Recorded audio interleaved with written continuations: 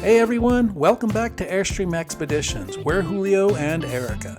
Join us as we kayak in beautiful Tomales Bay and the state park, explore the Point Reyes National Seashore, get to know the town of Point Reyes Station, eat fresh oysters and learn how they're farmed and harvested, and also go clam digging at a top secret location. So join us as we have fun and explore the Point Reyes National Seashore and Tomales Bay.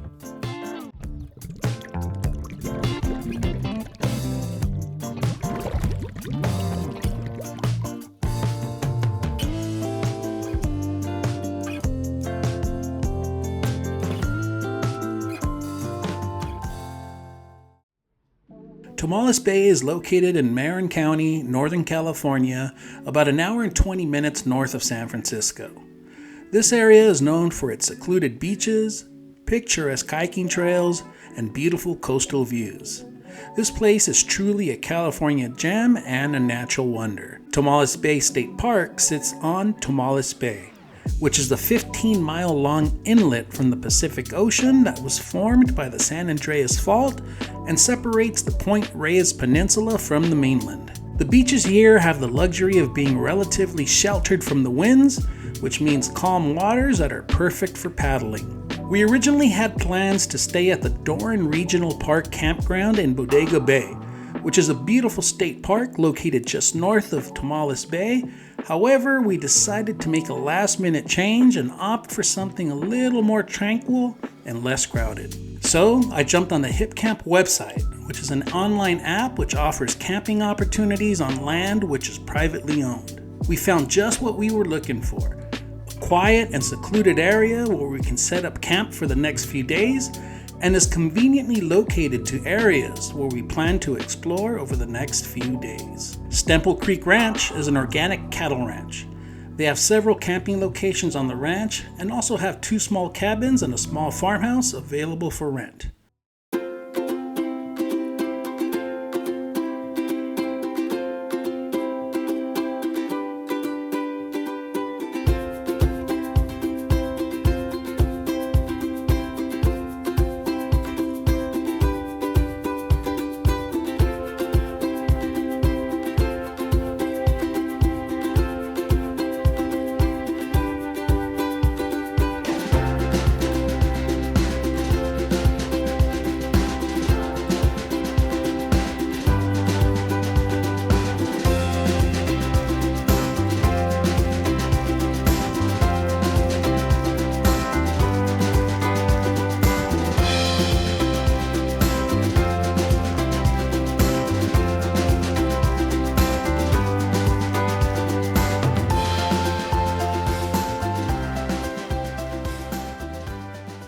This is our spot right here. As you can see, it's pretty secluded. There's not much around here.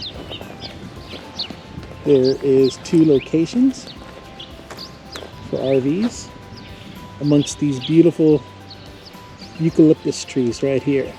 If you want to get away from the crowds of a popular campground, then I highly suggest Stemple Creek Ranch.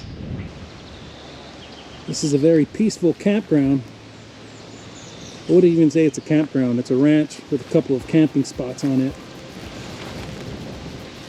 But as you can see, it's just our trailer and one other group. And that's it.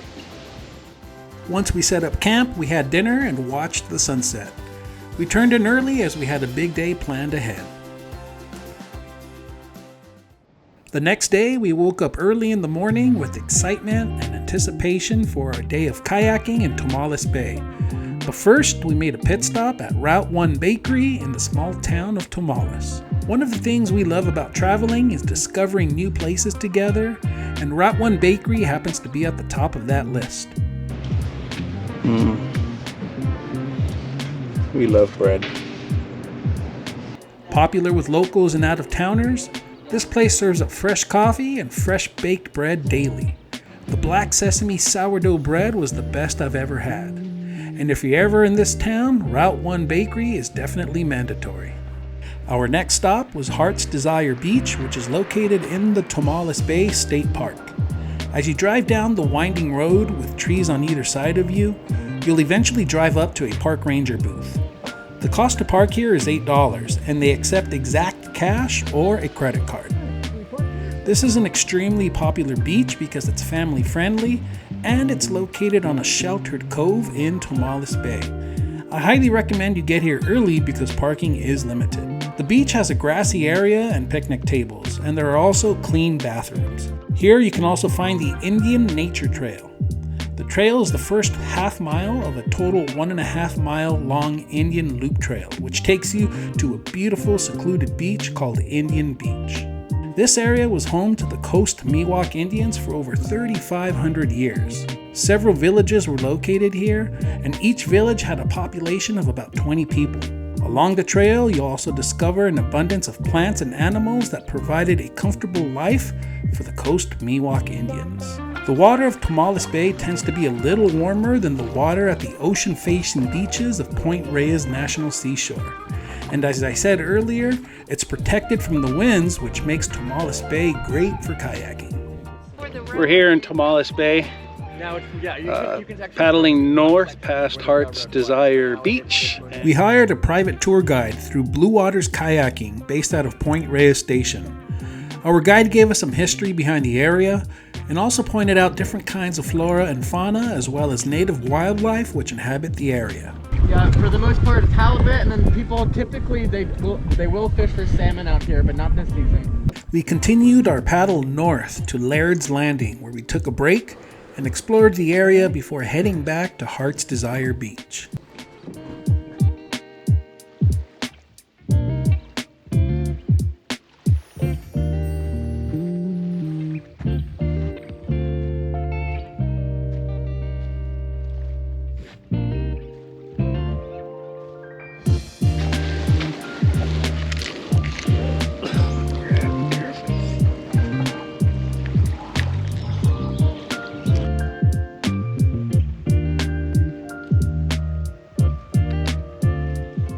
We're here in Tomales Bay, Point Reyes National Seashore, and it's just beautiful. 75 degrees, sunny, no wind, glassy waters. Having a great time. Oh yeah? Just hanging out. Tomales Bay has many beaches where people in kayaks can pull up and make camp and continue their paddle the next morning. Kayaking Tomales Bay was a great way to begin our trip and get into relaxation mode. After a few hours of paddling, we worked up an appetite and stopped by the Marshall store for some fresh seafood. This place was fantastic. The Marshall store serves up local seafood, house-smoked meats, hot soups, and local cheeses. Once you've settled into your seat, the tranquility of Tomales Bay takes center stage. We ordered the halibut ceviche tostada, grilled oysters with grilled bread from Route 1 Bakery, a plate of local cheeses, and 2 bowls of fresh clam chowder. The oysters here come from the restaurant's family farm, which was started in 1908 and is credited as California's oldest continually run shellfish farm. The Marshall store is a local favorite and is a must when visiting the area. The next day we made a mandatory stop at Route 1 Bakery for coffee, and it's located in the small town of Tomales. Tomales began in 1850 and has retained its frontier Victorian-era character. It was once a major stop for the North Pacific Railroad. We left the town of Tomales for our first stop at the Shipwreck. The boat is located behind the Inverness store, and it's about a 2-minute walk to get out there. The owner of the boat was going to fix it up, but never got to it, and it's just been sitting out there for the last 10 years or so. It's an interesting place to explore, and if the tide is low enough, you can walk all the way around it. We hung out for about 15 or 20 minutes and had a drink before it was time to leave and head into the Tomales Bay State Park. After the Shipwreck, we headed into the Point Reyes National Seashore for our second stop at the Cypress Tree Tunnel. The Cypress Tree Tunnel is a great place to visit, and it's also a great place for photography. We walked all the way to the end of the tunnel. If you're looking to visit here, you'll have to park on the street and walk in. At the end of the tunnel, you can see the old KPH Maritime Receiving Station, which was built in 1931 and received wireless Morse code messages sent from ships out on the ocean. This type of radio communication ended the isolation of ocean travel and helped save lives, including 700 passengers from the RMS Titanic in 1912. New developments in communications replaced Morse code, and the station broadcast its last commercial message in 1999. The Cypress Tree Tunnel is a great place to start your day exploring the Point Reyes National Seashore. Next, we took a 20-minute scenic drive down Sir Francis Drake Boulevard to the South Beach Overlook. The Overlook parking is located right next to the Point Reyes Lighthouse. The views of the Point Reyes Seashore from this overlook are amazing. We're here at the South Beach Overlook at the Point Reyes Seashore. We hung out here for about 30 minutes, had a snack, before we started making our way back to camp. The next morning, we took a drive into Point Reyes Station for some coffee and pastries at Brick Maiden Breads. The pastries here were delicious, and we enjoyed them with our coffee in their serene courtyard setting, surrounded by beautiful and fragrant plants and herbs. I don't know what it is about this area, but the bakeries here are fantastic. After breakfast, we wandered around the town of Point Reyes Station. With the population just over 200, this is the largest commercial district near Point Reyes National Seashore. You'll find 2 delicious bakeries, some great restaurants, a wonderful bookstore, Palace Market, where you can find artisan cheeses and fresh local meat and seafood, but the star of the show is the buffalo milk soft serve gelato. It's delicious, and if you're in the area, you must try it. Another place to visit is Toby's Feed Barn, a general store / feed barn / gift shop / art gallery / event space. We spent quite a while in here looking around and purchased some local artisan pasta. The whole town is only 1 or 2 main streets, so park at one end and enjoy your afternoon.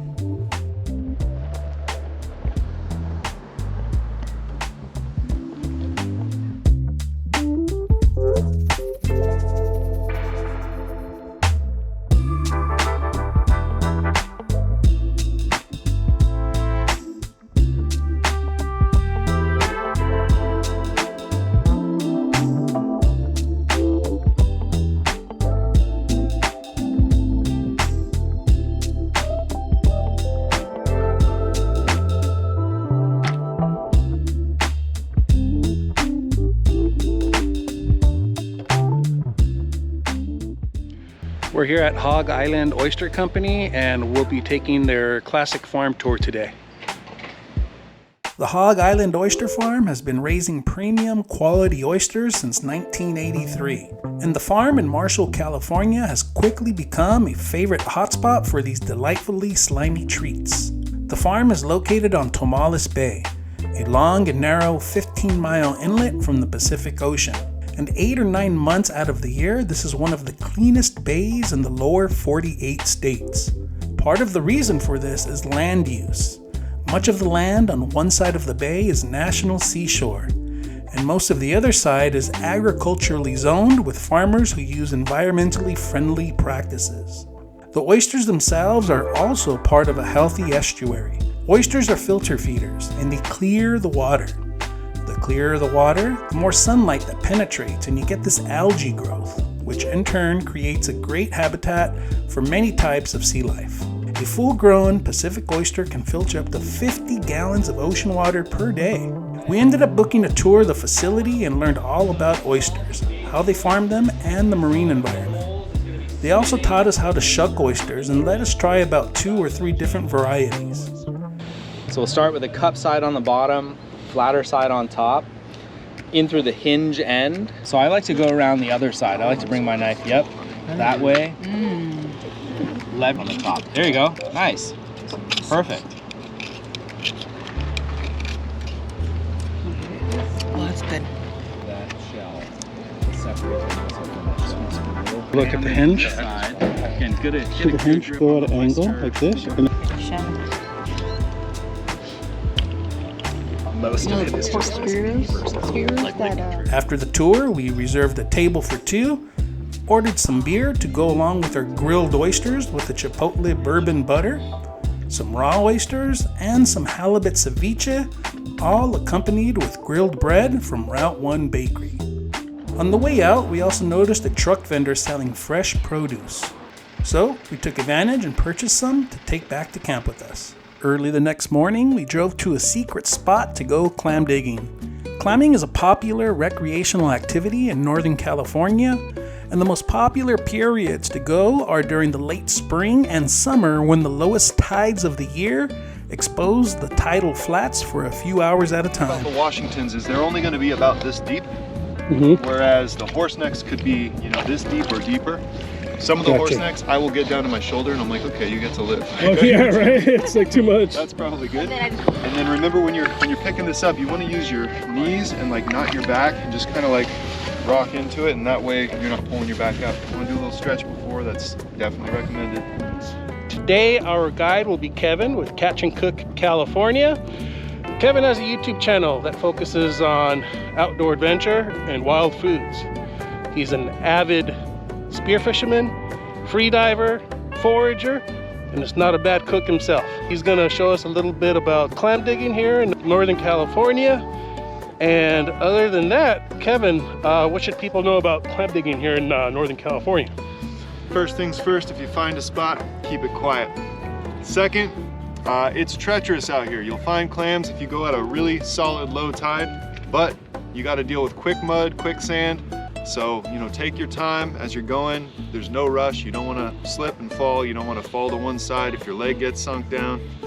And always call the biotoxin information hotline beforehand, which is 800-553-4133. It's a pre-recorded message and it'll tell you if clams are safe to consume. This time of year, we can only take the larger clams and we want to remove the gut and the dark meat. Only the white meat is safe for consumption in the warmer months. Thanks, Kev. Absolutely. And you're only allowed to keep 10 per species regardless of conditions. So if you do chip them or crush them, you still have to keep them with you. Gotcha. But they'll be fine. They're great for, you know, chowder, great for ceviche. And he showed up. What is that? What kind of clam Washington. is that? I just remember what he said. Yep. So the species is Saxodomus, and the Washington clam, because of the thicker shell, has been used for thousands of years right here to make shell beads, which were the bead money currency of local tribes. This is Coast Miwok territory. It's a smaller one? This is a Washington? Yeah, it's a Washington. Nice, dude. Yep. All right. No skunk. No skunk, right? All right, there it is. It's a muddy job. Nice, dude. There you go. Yep, and then just make sure you rebury every hole when you dig them. Okay. And that way we can continue to do this for... What do the natives do it? Because Clam guns. They used digging sticks and abalone shells for scoops, or old baskets. And they have evidence of those things being found? Oh yeah, for sure. Wow. And then there's ethnographic accounts of folks, you know, when early explorers came out here, they would talk about things that people were doing, and then you can also ask local native peoples. They still have a good, strong connection with their traditions. Yeah, so the easiest way is it'll be oriented like this. I dig down like this, and then I grab it and I wiggle it back and forth. And like, obviously you don't want to grab your fingers right along there, but yeah.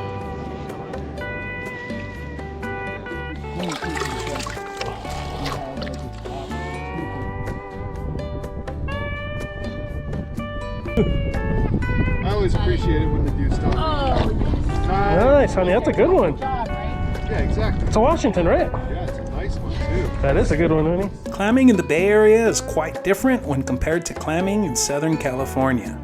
In SoCal, we dig for pismo clams in the sand and they're only a few inches below the surface. It's a little more challenging here in the Bay Area.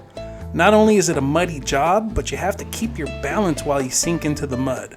But the reward in the end is quite worth it.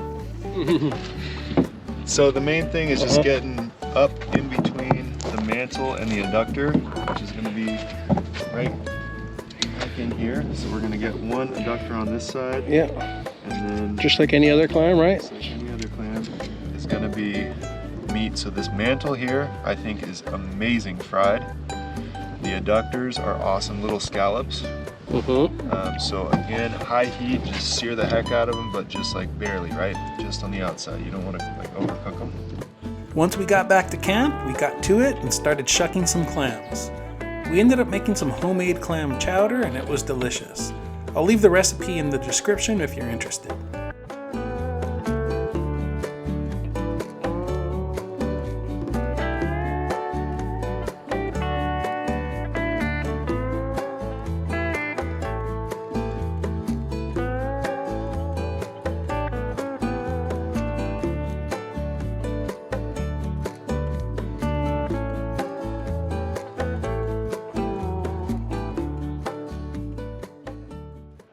On our final night in Tomales Bay, we had the pleasure of staying at Bianchini Ranch in Point Reyes Station, a 705-acre ranch overlooking Tomales Bay that is home to Bivalve Dairy. Owners John and Karen Taylor have run the dairy since 2006. Karen, a sixth-generation dairy woman, was raised on Bianchini Ranch, which was established in 1973 and learned dairying from her parents, William and Sharon Bianchini. Luckily, they participate in the Harvest Host program, and we were fortunate enough to find a vacancy for our final night in Tomales Bay. After checking in at the office, Karen showed us to our campsite.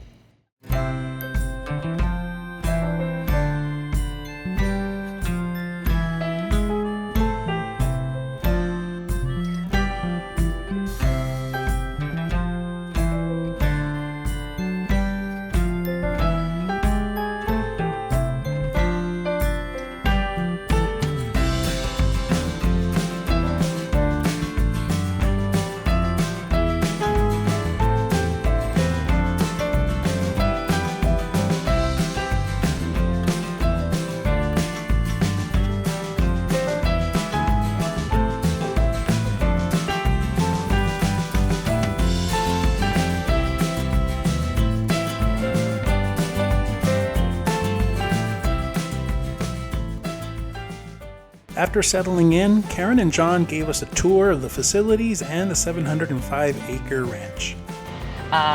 So we keep the males and the females, and again, we're American Humane Association certified. One of the reasons we keep them in these hutches like this is simply because we do have wildlife predators here, and if you group them together, the predators are less likely to come at them.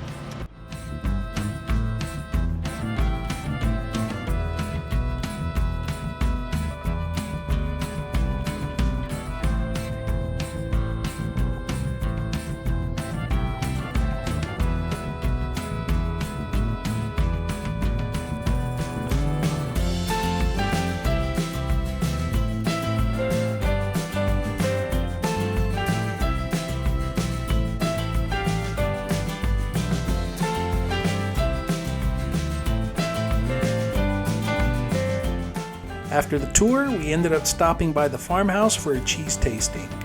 We ended up purchasing some of their award-winning Mendoza cheese, some ground beef, and some veal.